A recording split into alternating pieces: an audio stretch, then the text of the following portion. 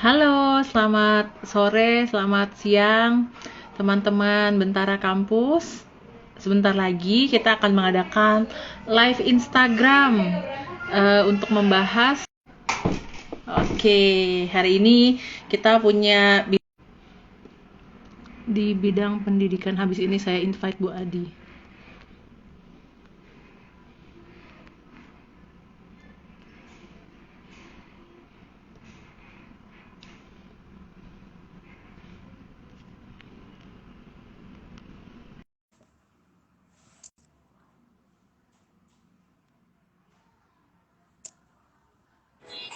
Oke, halo Bu Adi. Halo, Selamat siang. Sudah makan siang, Bu? sudah, makasih, selamat Oke. siang. Mm-mm. Oke, kita mulai sambil perkenalan ya, Bu. Suara saya kedengeran? Oke, Kedengaran nih. ya. Jadi selamat siang rekan-rekan Bentara Kampus dan buat teman-teman yang hadir mengikuti live Instagram dari Bentara Kampus pada siang hari ini. Pada siang hari ini kita kedatangan narasumber spesial Bu Adi Nugroho yang memang expert ya di bidang pendidikan, terutama pendidikan inklusi yang akan menceritakan nih ada pekerjaan atau profesi baru yang namanya para profesional di bidang pendidikan. Nah, mungkin Bu Adi boleh memperkenalkan sendiri dan teman-teman bisa mungkin perkenalan diri yang panjang, silahkan googling. Bu Adi Nugroho ini sudah terkenal skala nasional ya buat di Indonesia. Tapi mungkin Bu Adi juga bisa cerita perkenalan sedikit sekarang sehari-hari beraktivitas ngapain aja Bu, silahkan. Selamat siang semua, selamat hari Rabu.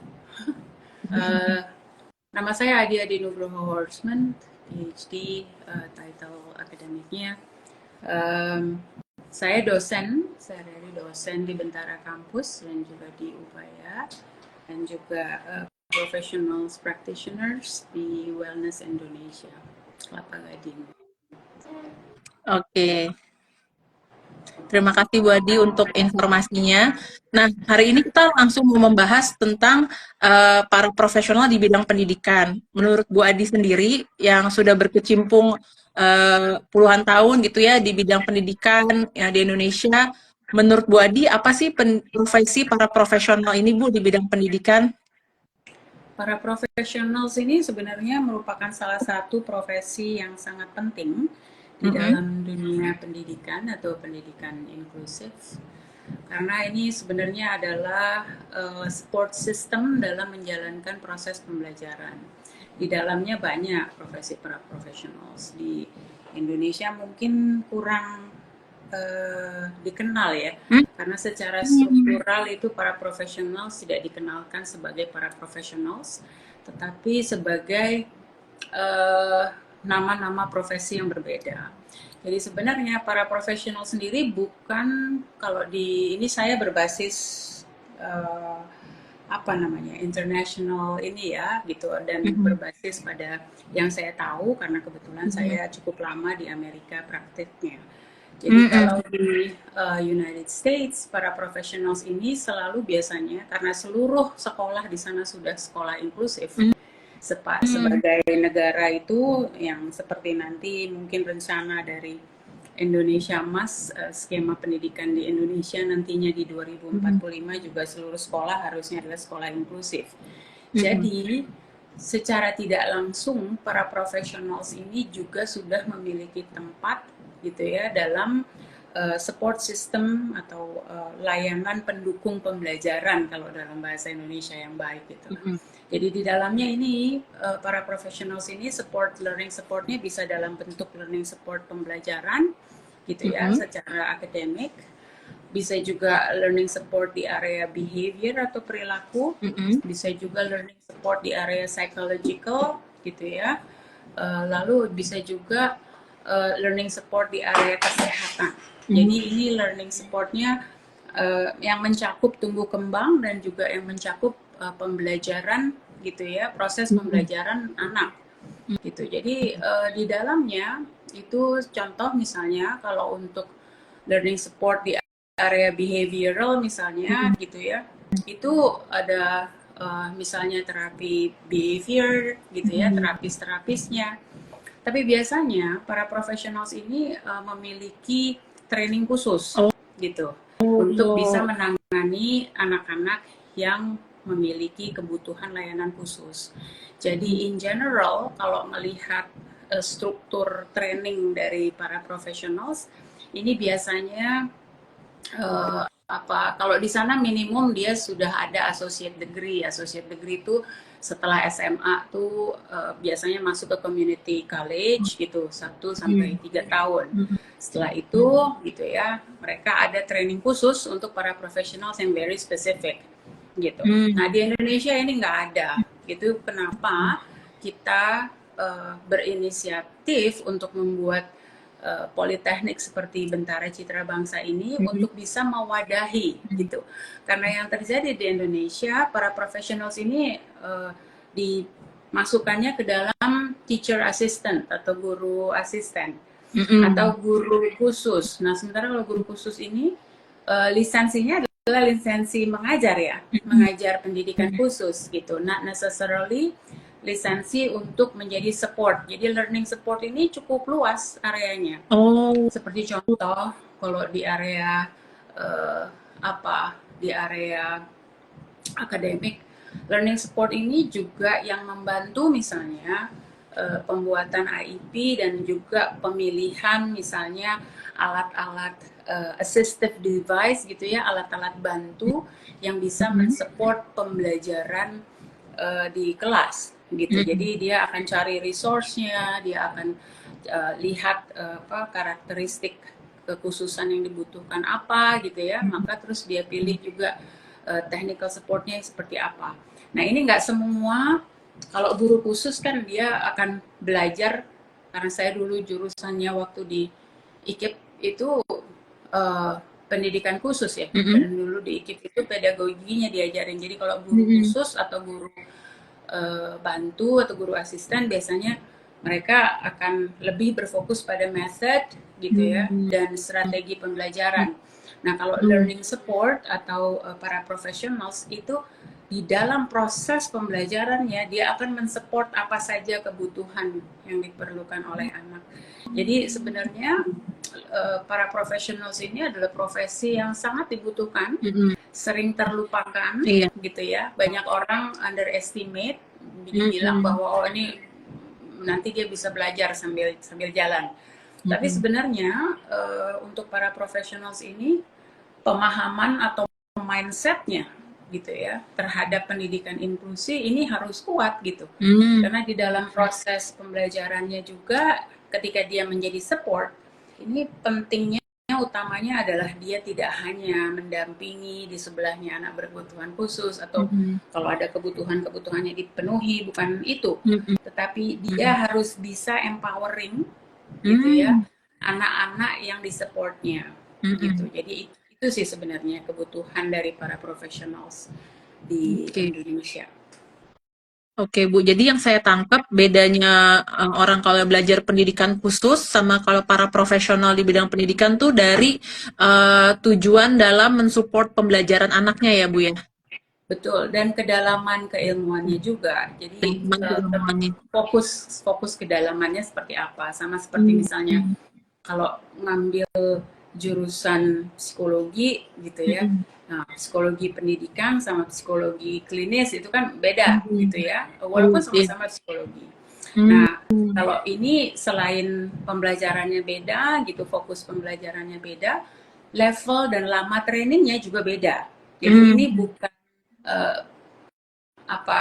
ini adalah profesi sendiri khusus yang memang nggak perlu sampai S2 sampai S3, memang nggak perlu gitu. Tetapi perlu technical training khusus untuk bisa. Contoh ya, saya kasih contoh simple. Misalnya untuk para profesionals yang akan bergerak di bidang pendidikan khususnya untuk anak-anak berkebutuhan khusus baik itu SD atau PAUD misalnya, ada salah satu kewajiban kalau di state itu sebagai standard qualifications. Salah satu kewajibannya adalah mereka harus punya sertifikasi gitu ya atau certified atau training yang benar di area CPR misalnya, gitu ya, atau di area first aid.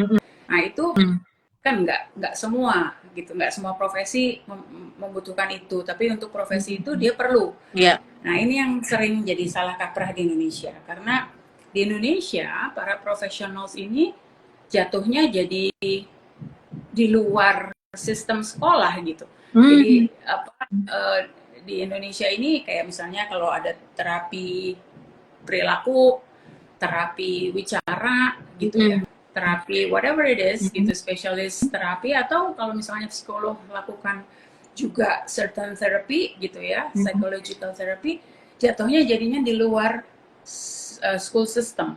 Padahal kalau dalam sistem pendidikan inklusi gitu ya, harusnya ada yang disebut divisi yang disebut dengan learning support. Dan ini yang saya juga encouraging banyak sekolah untuk ayo buat sistem di dalam sekolahmu, karena gitu ya, walaupun nggak harus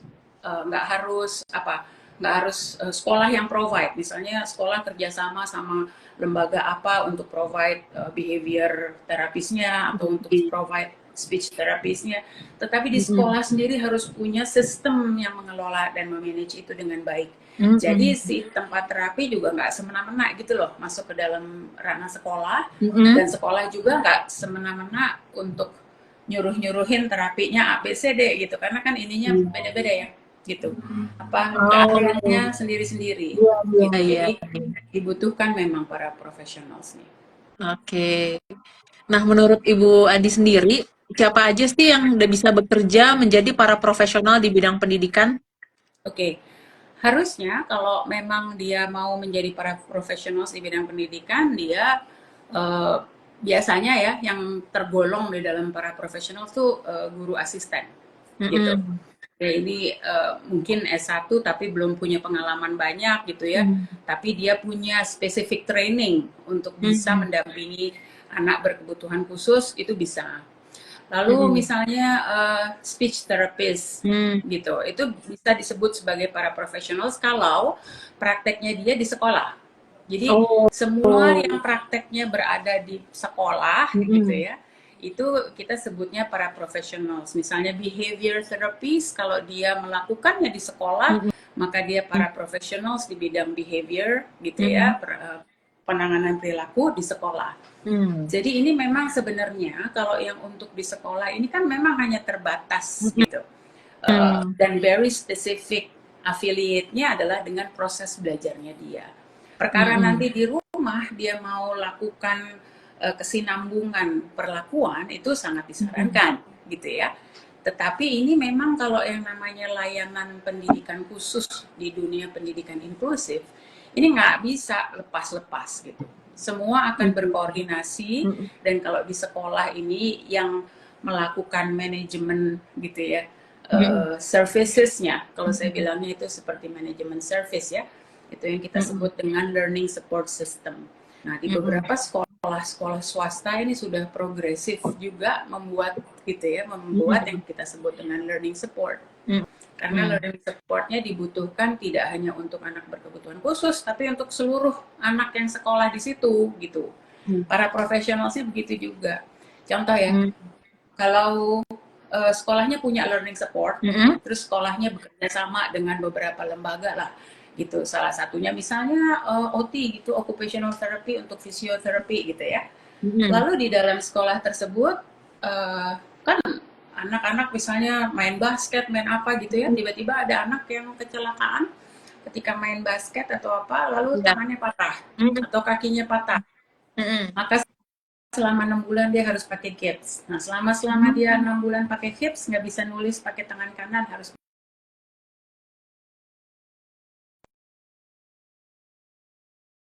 ada terapi-terapi khusus, ada support khusus. Nah ini para profesional kalau sekolahnya punya sistem, maka sekolah bisa bekerja sama dan para profesional itu akan membantu proses pembelajaran si anak yang membutuhkan ini selama 6 bulan. Jadi saya jangan dipersempit gitu pemahaman para profesional. Karena di Indonesia kan lebih ke arah kayak guru bayang gitu. Iya. Nah, tadi ya kalau ada anak-anak yang membutuhkan pun jadi bisa ya Bu ya, makanya penting di satu sistem ya. Betul. Sementara guru bayang itu saya dulu waktu baru pulang ke Indonesia, I don't know, like 12 years ago kali ya, atau 10 tahun yang lalu. Em, Ketika saya datang ke sini lalu bilang, oh ya itu nanti ada guru bayangnya gitu. Saya pikir ini guru bayang ini apa lagi gitu. Bentuknya seperti apa gitu. Jadi setelah saya lihat, saya telah oh itu yang disebut dengan para profesional sebenarnya. Tetapi karena tidak ada training spesifik, requirement spesifik ya. Kalau ke sekolah minta orang tua, oke, ada yang dampingin deh karena sekolah nggak bisa nanganin anaknya mungkin very hyper atau apa. Jadi harus ada pengawasan terus menerus. Nah ketika itu sekolah minta ke orang tua nyari, tapi nggak jelas kriterianya seperti apa gitu. Jadi Iya, saya nggak menyalahkan, ya. ya betul, saya tidak menyalahkan istilah dari guru bayang itu gitu, karena guru bayang itu terjadi di Indonesia karena kebutuhan lapangan. Karena sistem tidak dengan cepat menjawab itu, maka di lapangan dibuatlah gitu guru bayang. Banyak juga akhirnya di dalam banyak cases guru bayang ini nggak jelas juga gitu. Ada yang bagus banget kalau orang tuanya nyarinya bagus, sekolahnya ininya bagus. Ada yang ya udah yang kadang-kadang mbaknya di rumah dijadiin guru bayang juga gitu, asal kalau ke sekolah jangan pakai seragam mbak gitu ya, kalau sekolah pakai seragamnya atau nggak pakai seragam. Itu banyak terjadi gitu. Nah ini kenapa Bentara ada, itu sebenarnya salah satunya gitu ya, drive untuk membuat ini adalah untuk memastikan mereka yang bergerak langsung dan berinteraksi langsung kepada anak ini memiliki standar training yang cukup baik lah dan bertanggung jawab. Karena secara realita kan yang lebih banyak si guru bayang ini toh, lebih banyak si profesional dibandingin guru kelasnya. Karena guru kelasnya juga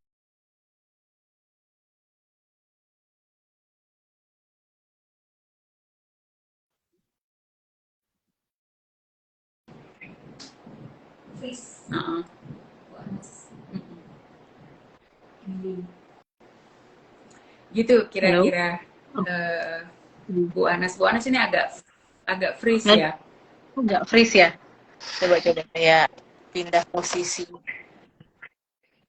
Sebentar. Di sini lebih aman, lebih jelas. Ya agak lumayanan sedikit. Ini lumayan banyak ya yang join ya. Mungkin sambil nunggu Bu Anas supaya Budi Esti, ada halo Bella, ada Mista, gitu. Selamat siang, kasih sudah. Ini udah jelas? Dalam kita udah, cuman gambarnya ada di pixel, masih bisa dengar. Oke.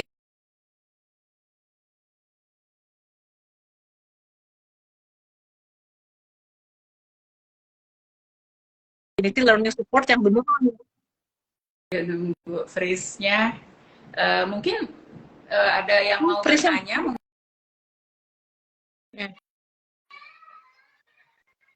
Dari pemirsa sekalian silakan loh ya kalau mau bertanya gitu. Kita ngobrol-ngobrol bersama di sini.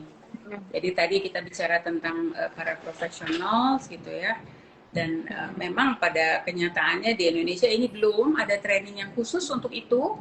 Maka Bentara Citra Bangsa Politeknik ini menyediakan gitu ya wadah yang memang setara sesuai gitu. Jadi kalau di Amerika pun ini bukan degree seperti teachers, bukan ya. Jadi ini posisi yang berbeda dengan teachers dan memang tidak memerlukan degree sampai S1 atau S2. Tetapi ini memang memerlukan training sekitar 2-3 tahun kalau di Amerika untuk bisa mendapatkan sertifikasi para professionals. Nah, para professionals ini background-nya bisa beragam rupa selama gitu ya. Dia mengikuti standar pemenuhan gitu ya, persyaratan nanti kalau sudah training gitu ya, ada sertifikasi kan, ada standar pemenuhannya. Nah selama dia memenuhi itu boleh gitu. Tapi kalau di Indonesia mungkin saya pikir minimum itu high school ya. gitu, minimum high school. Jadi karena minimum high school harusnya kalau misalnya saya engineer gitu ya, saya engineer terus udah S3 gitu. Tapi saya mau menghabiskan hidup saya di sisa hidup saya untuk saya mau jadi bantu di sekolah jadi para profesional yang benar. Ya ambil aja gitu, ambil kelasnya 2-3 tahun. It doesn't matter. Jadi mengambil itu bukan untuk degree diplomanya, tetapi diploma para profesionalsnya. Karena kalaupun dia punya S3, nggak semata lantas dia bisa langsung nanganin anak. Praktikalnya Gitu. ya, Bu. Iya, jelas gitu. Jadi memang karena ini bentuknya profesi ya, jadi ini harus saya luruskan gitu. Nggak semua orang gitu bisa berada pada posisi itu selama dia nggak punya training ya nggak bisa, mau S5 juga ya nggak bisa gitu. Ya, betul-betul. Kadang-kadang kita lupa soal si training yang spesifik ini supaya bisa bantu di lapangan ya. Nah, tadi kan Bu Adi juga sempat bahas bahwa ada istilah anak berkebutuhan khusus, terus juga mungkin yang secara lebih luas tuh inklusi, dan seringkali bahkan di level definisi aja banyak masyarakat Indonesia yang belum begitu paham ya soal inklusi ini tuh apa, berkebutuhan khusus yang seperti apa. Dan kita memang lihat proyeksi ke depan sampai 2045 memang kedepannya kan makin banyak diperlukan bahkan mandatory gitu ya sekolah-sekolah yang inklusi. Nah, kalau menurut Bu Adi sendiri dari pengalaman sejauh ini dan melihat proyeksi ke depan, kenapa sih para profesional untuk area pendidikan inklusi itu makin dibutuhkan di Indonesia? Satu, kalau ditanya kenapa kok perlu, ya Mm-mm. karena Indonesia sendiri gitu ya, by default as a nation kita ini kan beragam gitu. Mm-mm. Jadi fitrahnya kalau dalam bahasa saya tuh fitrahnya itu memang beragam. Jadi kalau sekolahnya mau modelnya semua seragam-seragam sama ya memang nggak akan fit buat kondisi Indonesia, itu satu. Sehingga kebutuhan untuk sekolah inklusi ini menjadi sangat tinggi. Yang kedua, jumlah manusia Indonesia ini makin banyak. Diprediksi di tahun 2045 nanti mungkin hampir 300 juta. Itu kan banyak sekali gitu. Dan dari 300 juta itu mungkin sekitar 60 jutaan adalah anak berusia sekolah gitu. Nah, karena anaknya beragam, apakah gitu ya bisa kita mengandalkan untuk beberapa kondisi anak pada sekolah-sekolah khusus saja kan nggak mungkin. Sekarang Iya. saja sekolah khusus saja itu masih sangat kekurangan Iya. kita gitu. Nah, sebenarnya dalam konsep inklusi ini harusnya sekolahnya in general semua menerima, maka dibuatkan sistem yang bisa mengakomodasi. Saya pribadi termasuk pribadi yang tidak ingin SLB hilang, Mm-mm. karena di dalam konsep pendidikan khusus atau anak berkebutuhan khusus itu ada level of support. Mm-mm. Nah, level of support ringan sampai sedang harusnya bisa dilakukan di sekolah umum. Mm-mm. Makanya ini gerakannya ke sekolah inklusi. Oh, iya. Untuk yang sedang dan tinggi level of supportnya, mari kita perbaiki SLB yang ada gitu. Jadi ini saya juga menyerukan ya gitu. Jangan sampai SLB-nya tutup gitu. Jadi Iya. SLB ini juga harus diperbaiki sehingga SLB ini benar-benar gitu ya berfungsi untuk mereka yang memang berkebutuhan khusus dengan level support yang memerlukan seperti SLB. Iya. Nah, untuk sekolah-sekolah umum, nah ini untuk seluruh sekolah saya menghimbau, ayo bikin sistem. Anda harus punya sistem di dalam sekolah gitu ya, untuk membuatkan sistem inklusif. Loh, di sekolah saya nggak mau terima anak berkebutuhan khusus. Oh betul, boleh aja kalau sekolah swasta terutama. Boleh nggak punya anak berkebutuhan khusus. Tapi kamu tetap harus punya sistem layanan, harus punya sistem support learning support ini. Kenapa?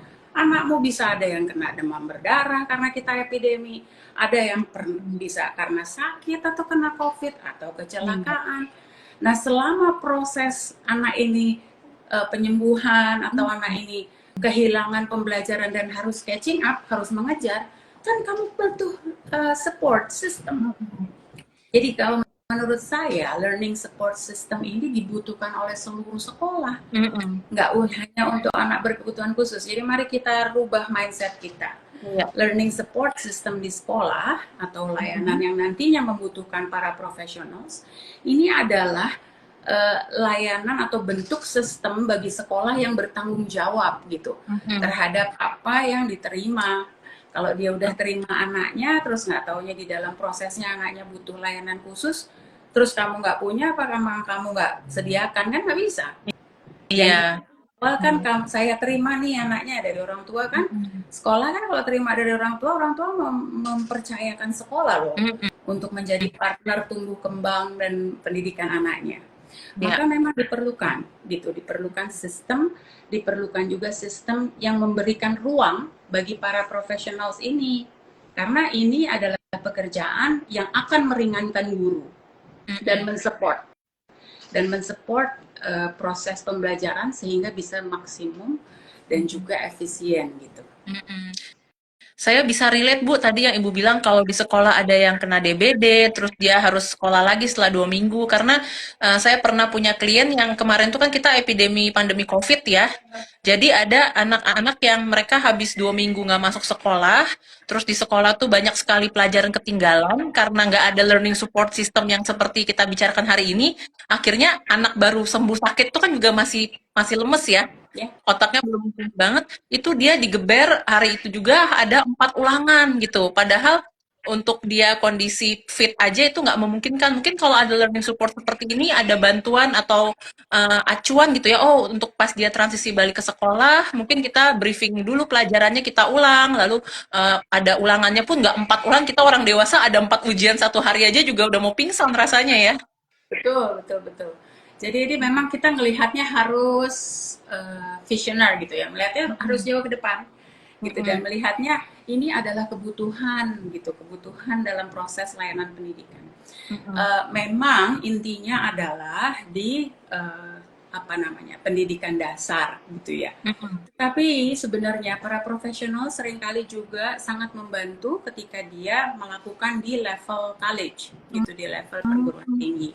Karena kan sebenarnya ada beberapa kondisi yang memang harusnya bisa kok selesaikan S1 gitu, S2 sampai S3 gitu. Selama tidak ada permasalahan kognitif itu harusnya bisa. Nah, kita belum melihat ke sana. Nah, harapan saya kalau dibilang nanti Indonesia emas semuanya inklusif dan sekarang sudah mulai banyak perguruan tinggi juga terbuka untuk anak-anak berkebutuhan khusus, ayo bikin sistem, jangan cuma nerima anaknya aja tapi Nah, terus habis itu betul. diserahin lagi ke orang tua untuk ngurusnya, jangan gitu dong. Kalau Mm-mm. buka sekolah kamu udah niat bikin sekolah Mm-mm. gitu ya, ini terutama yang swasta. Kalau Anda Iya. buka sekolah dan niat bikin sekolah, ya niat untuk bisa menerima anak yang beragam. Jadi Mm-mm. membuat sistem atau memastikan ada profesi-profesi yang memang bisa menopang itu adalah satu keharusan ya, satu satu hal yang memang lumrah gitu. Oke. Nah, tadi yang kita bicara kenapa sih di Indonesia membutuhkan para profesional di bidang pendidikan. Nah, kalau bagaimananya gimana nih Bu? Jadi bagaimana sih peran para profesional dalam penyelenggaraan pendidikan inklusi? Apakah tadi masuk ke dalam sistem atau ada usaha-usaha advokasi lain yang dilakukan gitu untuk bagaimana peran profesional itu bisa masuk ke pendidikan inklusi? Oke, harusnya sebaiknya itu ada berada dalam sistem, gitu Hmm. ya. Dengan peraturan pendidikan inklusif yang ada sekarang, sebenarnya itu sudah ada posisi-posisi gitu ya, yang memang sudah terpenuhi secara struktur yang ada di Indonesia. Secara struktur yang ada di Indonesia adanya guru khusus atau guru pendidikan khusus gitu ya. Lalu asisten guru aja kadang-kadang belum ada gitu di dalam Mm-mm. strukturnya Iya. ya. Tetapi saya dengar di beberapa pemerintah daerah itu sudah mulai membuka posisi. Mm-mm. Nah, kalau ini adalah sekolah inklusi, ini secara sistem memang eh, dari sistem perundangannya ya, pemerintahnya ini belum ngurusin bahwa sekolah harus punya learning support system Mm-mm. gitu. Mm-mm. Belum. Jadi yang ada adalah nih kalau sekolah inklusi kamu ini aturannya dikasih gitu ya. Lalu Mm-mm. dikasih kurikulumnya yang bisa kurikulum berdiferensiasi dan lain-lain itu ya pemerintah memang sudah lakukan. Masih Tapi di belum ya belum dari pemerintah enforcing bahwa setiap sekolah harus punya sistem. Karena pemerintah ngelihatnya oh udah ada dong sistemnya. Jadi pemerintah sendiri juga I'm sorry to say gitu. Pemerintah sendiri juga masih banyak harus dibuka gitu ya pikirannya dan peluang-peluangnya gitu ya, bahwa harus ada sistem even if ini adalah sekolah pemerintah gitu ya, sekolah negeri, itu seringkali karena saya ke lapangan lakukan research ke beberapa sekolah negeri juga gitu. Ada banyak sekolah yang mau bergerak dan mau bilang bahwa oh oke, kita perlu ini gitu ya, kita perlu ABC. Tapi malah mereka terbentur dengan sistem yang nggak ada nih di petanya gitu, di petanya pemerintah. Terus nanti mereka akan bingung dengan wah gimana cara gajinya gitu, atau gimana cara bayarnya, atau gimana cara kita melakukan ini di dalam sistem yang ada. Kalau kita mau berpikir positif dan ngakalin harusnya bisa gitu ya. Jadi zaman dahulu kala di saya termasuk produk sekolah negeri gitu, tapi apa ada yang disebut kalau dulu namanya POMG ya, sekarang apa namanya, komite atau apa. Nah Iya, ini komite. harus ada peran dari orang tua gitu. Zaman saya dulu belum ada tuh ekstrakurikuler yang terorganize di sekolah dan lain-lain, tapi karena POMG-nya kebetulan orang tua saya juga mungkin agak controlling ya, jadi dia mau lakukan itu.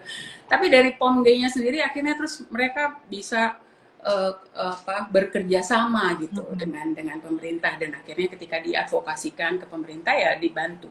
Saya ngelihatnya pemerintah ini bukannya nggak mau, tapi kan banyak sekali yang dikerjakan. Jadi beberapa Iya, dan definisi pemahamannya aja belum sampai yang learning support yang luas, bukan cuma yang betul, sempit doang. betul.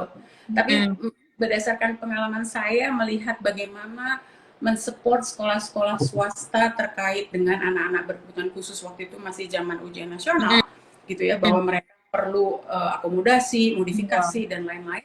Saya melihatnya dari pemerintah ini lebih pada oh kalau ayo bisa ayo gitu.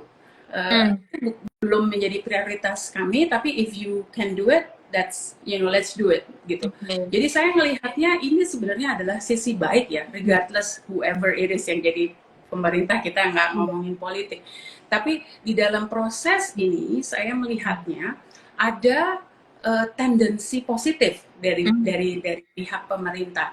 Jadi saya sangat menyarankan untuk orang tua berperan aktif di dalam organisasi komite sekolah ya, dan juga bekerja sama dengan sekolah mengadvokasikan ini gitu. Lalu bisa nanti diajak ini pemerintahnya. Kita misalnya, Pak ini saya butuh gitu, misalnya untuk training, kan banyak training tentang kurikulum berdiferensiasi, tentang pendidikan inklusi, konseptual dari pemerintah itu banyak sekali training itu.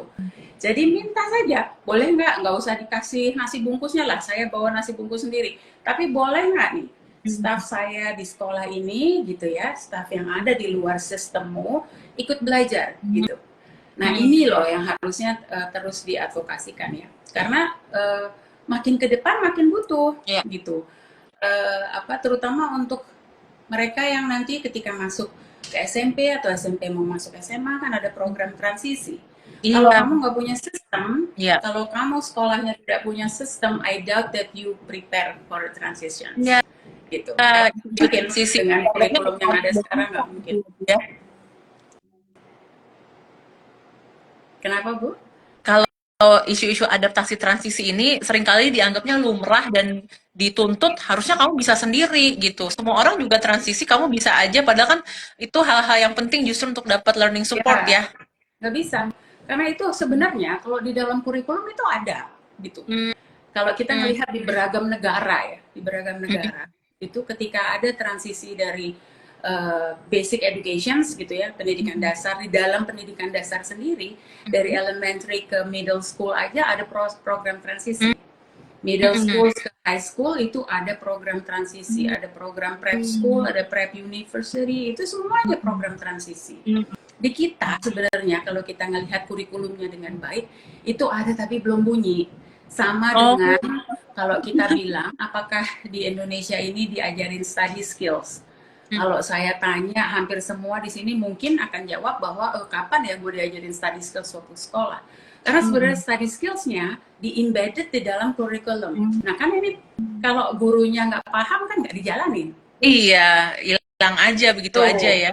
Jadi ini masih banyak yang harus diadvokasikan untuk kita bisa menjadi gitu ya negara yang kuat di area pendidikan, dan pendidikannya ini inklusif, which is setara buat banyak orang gitu kan. Jadi pendidikan negerinya harusnya bisa nerima buat semua gitu loh. Jadi Hmm. jangan ditolak dulu lah pendidikan inklusi. Ini waktu ngenalinnya juga kayak barang baru gitu. Tapi sebenarnya itu Iya. bukan barang baru gitu. Mm-mm. Ini sebenarnya kalau kita menjadi pendidikan inklusi, maka Indonesia ini kembali ke fitrahnya gitu loh. Hmm. Selama saya tumbuh besar di orde lama yang baru tapi lama gitu ya, itu kan semuanya diseragamin Iya. gitu. Heeh. Ya, jadi kenapa saya bisa paham pada saat itu lebih mudah gitu untuk menyelenggarakan pendidikan dasar. That's fine. Tapi we as a nation sudah berdiri sekian lama dan kita sudah waktunya lah gitu ya. Kita memanusiakan semua masyarakat Indonesia yang sama dan setara dan bisa mendapatkan pendidikan yang dijanjikan oleh perundangan dasar negara kita gitu, which is bagi semua. Nah, untuk bagi semua, memang mau nggak mau kita tujuannya adalah ke arah pendidikan inklusi. Mm-mm.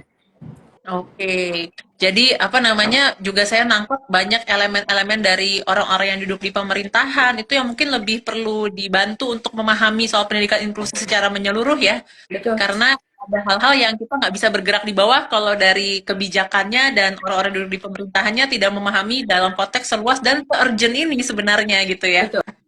Oke. Tapi kalau saya pribadi tidak hanya heavy on the pemerintah ya, saya bukan orang yang pingin pemerintah itu controlling in every Iya. aspects gitu. Saya melihatnya bahwa ini harusnya masyarakatnya, ini termasuk di dalamnya industri-industri yang ada di dalam gitu ya, swasta dan lain-lain, komunitas-komunitas masyarakat. We need to actually go together gitu ya. Iya. Kenapa? Karena kalau kita tidak secara serius, karena banyak sekali, ini mungkin saya agak mundur sedikit, banyak sekali yang bilang begini, Bu Adi ngapain gitu, berjuang-berjuang yang untuk mungkin sekitar 2,5% atau 5% orang aja, atau Hmm. kalau secara statistik gitu ya, berkebutuhan khusus might be only like 10% Hmm. gitu. Terus saya bilang, wait a second, kalau 10% dari 60 juta, itu 6 Hmm. juta orang, Hmm. benar ya? Iya, 6 juta orang. And this 6 juta orang kalau nggak kita kelola dengan baik akan menjadi beban betul. gitu ya dari sisanya gitu. The whole Iya. 90%. Are you willing to pay property tax yang tinggi sekali untuk support misalnya? Hmm. Kan enggak Hmm. juga gitu. Hmm. Jadi kalau saya ngelihatnya ketika kita ini gitu ya dengan baik mengelola seluruh level masyarakat yang Hmm. ada di Indonesia, kita juga mengantisipasi ke depannya beban yang harus kita jalani mau nggak mau karena kita tidak mengelola dengan baik dari awal. Karena Hmm. ini sebenarnya anak-anak berkebutuhan khusus ini kalau kita benar-benar kelola dengan baik, mereka bisa jadi aset loh, bisa jadi aset Hmm. negara. Betul. Dari anak-anak yang berkebutuhan khusus tersebut gitu ya, bisa jadi aset negara. Hmm. Nah, kalau kita mikirnya ala cuma sekian persen yang normal, quote normal aja kita masih sulit. Iya. Makanya saya bilang, layanan inklusi itu tidak hanya untuk anak berkebutuhan khusus. Hmm. Layanan inklusi atau layanan learning support ini untuk seluruh anak gitu, untuk Hmm. seluruh anak.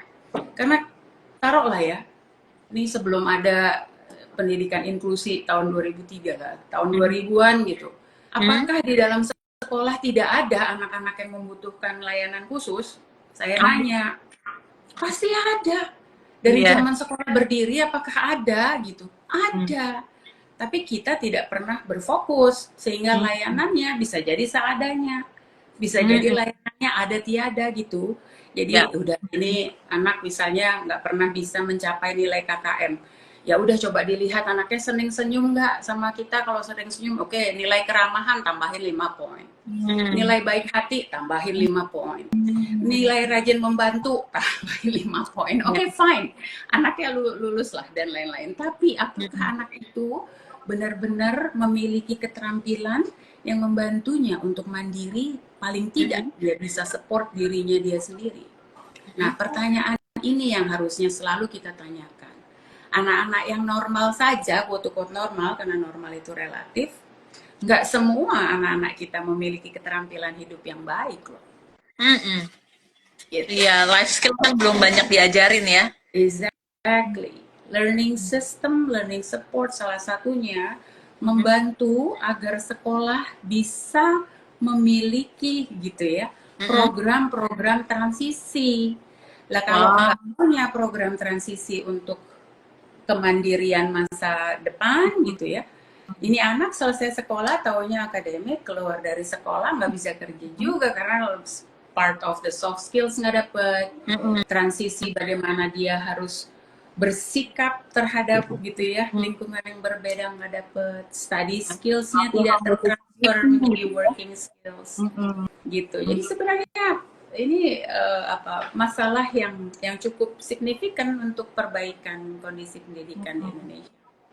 Oke, ini pertanyaan terakhir sebelum nanti kita memberikan kesempatan buat audiens yang hadir untuk tanya jawab. Akhirnya saya bisa pin tuh judulnya hari ini mengenal para profesional di bidang pendidikan. Pertanyaan terakhir dari saya buat Bu Adi, teman-teman yang hadir kalau mau ada pertanyaan boleh lo tulis di kolom komen ya.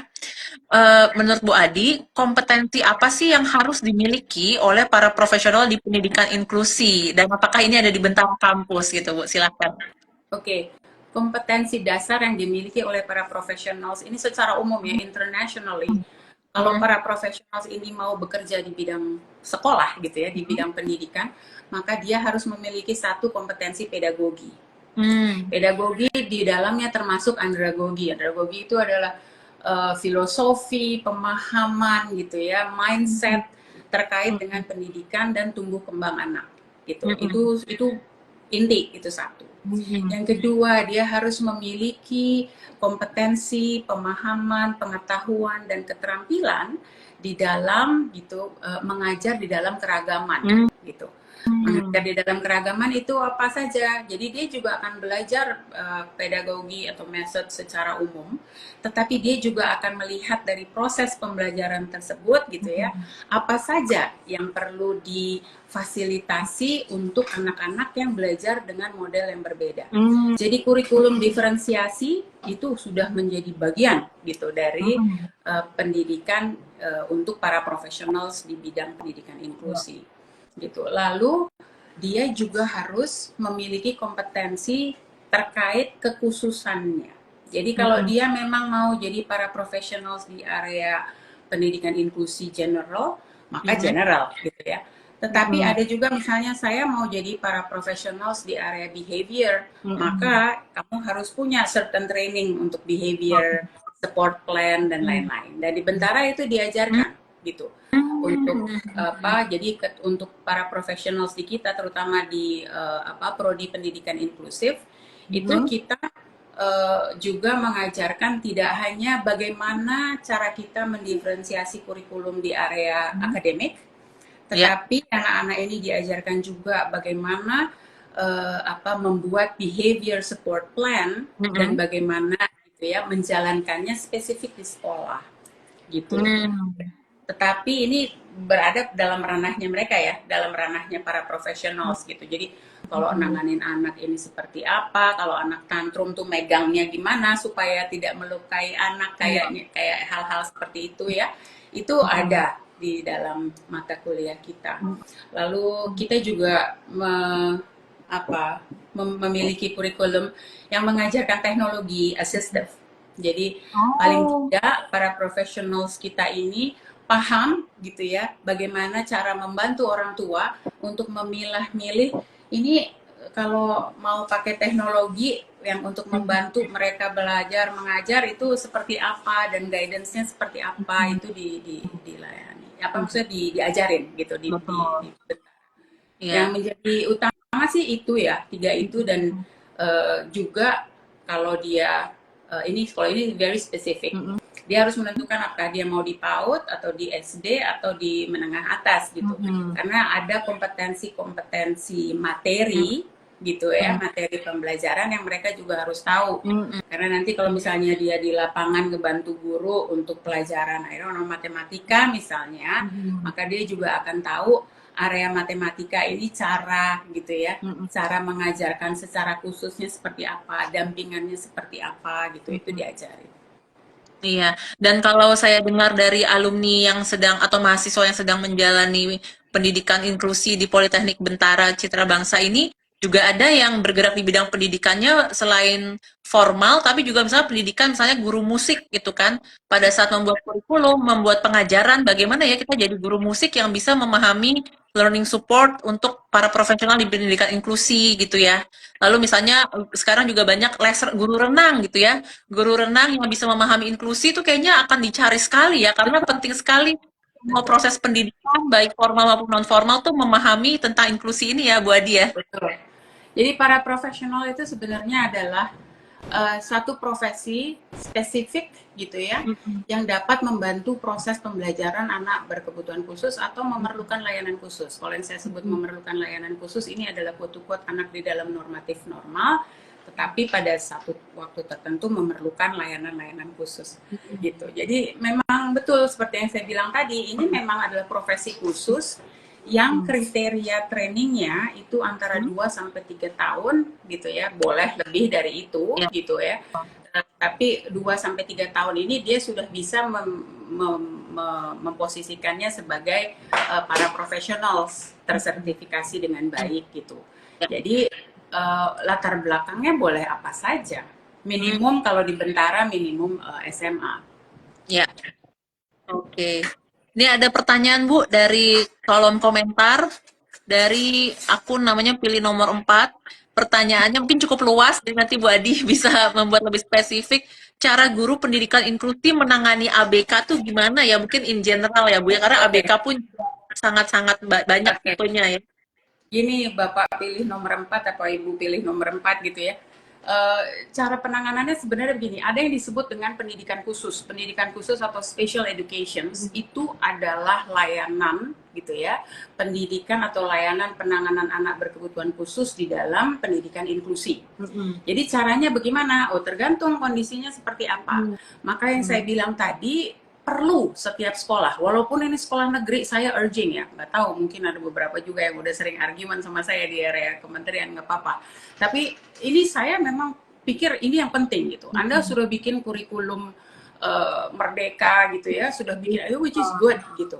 Tapi di push dong sekolahnya untuk bikin sistem gitu. Mm-mm. Karena ini semua yang bagus-bagus tadi, instrumen yang bagus-bagus tidak akan bisa dijalankan dengan baik tanpa ada sistem yang baik. Jadi gitu Betul. Pak, bagaimana cara menanganinya? Menanganinya satu sekolahnya mesti punya sistem. Jadi kalau misalnya anak tidak memenuhi KKM, maka ini sistem simple ya buat seluruh anak nih. Lalu ternyata ada anak yang kerjaannya remedial terus gitu. Kan harusnya mikir nih, kalau anaknya remedial terus kan ada yang salah gitu, ada yang salah dalam penanganan gitu. Jadi harus ada sistem remediasi itu harusnya seperti apa, berapa poin gitu ya yang masih bisa ditangani oleh guru kelas atau berapa poin yang memang ini sudah memerlukan penanganan khusus. Lah ini yang saya maksud sistemnya belum ada di Indonesia nih gitu. Kamu urgence bikin kurikulum merdeka lah, bikin kurikulum dengan berdiferensiasi, fine. Tapi Ya. sistemnya dong Iya. gitu. Karena Iya. sekolah juga jadi nggak bisa secara fleksibel gitu ya membuatkan sistem penanganan gitu. Mm-mm. Jadi penanganan yang ada sekarang unfortunately gitu ya. Kalau kita bicara kita harus bicara apakah ini sekolah swasta ataukah sekolah negeri. Mm-mm. Saya ngelihat banyak sekolah swasta bagus itu lebih progresif gitu pelayanan Mm-mm. terhadap learning supportnya. Mm-mm. Nah, beberapa sekolah negeri juga sudah mulai, tetapi banyak sekali proses di mana sekolah negeri selalu kepentok sama sistem. Jadi Mm. I encourage everyone untuk teriakin lah gitu, ayolah gitu sistemnya dikasihlah keluangan untuk sekolah walaupun dia sekolah negeri, terutama sekolah negeri gitu ya, untuk bisa mereka membangun sistem inklusif internal dengan kapasitas yang dia punya sehingga dia juga bisa memilah juga nih gitu yang dia terima seperti apa. Uh, Masih punya waktu sedikit ya, sad to say Ya. sekarang kan memang seluruh sekolah harus menerima anak berkebutuhan khusus ya, sudah mulai ke sana jalannya, which is di satu sisi oh kita senang ya karena sudah mulai ada lebih terbuka akses, lebih banyak anak bisa sekolah. However sekolahnya juga teriak-teriak loh karena tidak ada sistem support di dalamnya. Iya. Jadi yang saya sarankan adalah kalau Anda ini guru atau Anda ini kepala sekolah atau Anda ini penyelenggara pendidikan which is apa namanya sekolah swasta, Gitu, ayo buat sistem, Hmm. ayo gitu buatkan learning support, ayo posisikan ini ada apa profesi-profesi yang nggak harus juga di apa namanya sampai S2 S3, tetapi ada training khusus sehingga kamu di lapangan ketika berikan service pembelajaran dan layanan pembelajaran bisa lebih bertanggung jawab ya, dan orang tua juga bisa lebih senang juga gitu mengirim anaknya ke sekolah dan lebih aman gitu ya, dan lebih berkualitas gitu pembelajarannya. Jadi Oke. saya itu kali ya, mudah-mudahan menjawab Pak, pertanyaannya gede banget soalnya. Heeh. Dan apa yang saya tangkap juga apa bagaimana kita bersama-sama memperjuangkan pemahaman akan pendidikan inklusi ya di semua elemen, terus juga menjadikan itu part of our life. Mungkin sesimpel itu nanti advokasi-advokasi kita ke depannya bahwa inklusi itu part of our life, bagian dari hidup kita, dan mudah-mudahan semakin banyak yang paham jadinya nggak memisahkan atau malah udahlah sama aja. Dan tadi ya Ibu Adi berkali-kali menjelaskan, menekankan tentang pentingnya training, pentingnya apa namanya punya sistem, dan itu semua nanti bisa dipelajari di prodi pendidikan inklusi di Politeknik Bentara Citra Bangsa atau Bentara Kampus gitu ya Bu Adi ya. Oke, tampaknya kita tinggal sebentar lagi dan tidak ada pertanyaan lagi dari Bu Adi. Ada kata penutup Bu untuk topik kita pada sore hari ini mengenal para profesional di bidang pendidikan. Ada kata penutupnya apa Bu? Kata penutupnya mungkin gini, jangan jangan merendahkan posisi apapun yang bisa membantu proses pembelajaran anak-anak di lapangan. Para profesional ini adalah salah satu profesi yang belum dilihat di Indonesia, bahkan sebelah mata. Saya pikir ini karena memang belum paham gitu Iya, fungsi dan betul. posisinya di mana. Tetapi saya yakin ke depannya dengan terusnya berjalan tujuan menjadi sekolah inklusi se-Indonesia gitu ya, di Indonesia Emas, saya yakin bahwa gitu ya, profesi ini pelan-pelan akan menjadi profesi yang menjadi penting di dalam proses pendidikan. Dan untuk para guru khusus ya, atau guru yang memang sudah ngambil pendidikan khusus, nggak usah khawatir dengan posisi ini karena beda areanya gitu ya. Jadi apa, dan masih banyak sekali yang perlu ditangani. Saya bilang tadi dari 6 juta itu yang mungkin baru 20% ya Iya, ketanganan iya gitu betul. ya. Bagaimana yang 80% ini kan perlu penanganan yang baik. Jadi kalau dari saya kata terakhirnya adalah ayo gitu, kita Oke. sama-sama berjuang membangun pendidikan inklusi yang sehat di Indonesia dan menjadikan Indonesia inklusif, Amin. Dan sustainable. tidak mengecilkan, semua orang punya peran masing-masing ya Betul, Bu. Tadi kita perlu teriak sama-sama nih betul, tentang betul. dalam pendidikan inklusi dan trainingnya itu yang penting sekali. Terima Ya, kasih banyak Bu Adi untuk waktunya dan kesediaannya berbagi pengalaman, pemikiran, dan juga visi misi buat Indonesia, terutama untuk Indonesia generasi emas di 2045. Semoga kita bisa mulai itu dari sekarang. Dan terima kasih buat teman-teman yang sudah ikut bergabung bersama kami. Nanti kami akan simpan di Bentara Kampus live Instagram ini supaya bisa ditonton lagi jika memerlukan. Terima kasih banyak dan sampai jumpa di live Instagram terima kasih berikutnya. semua. Selamat hari Rabu. Terima kasih.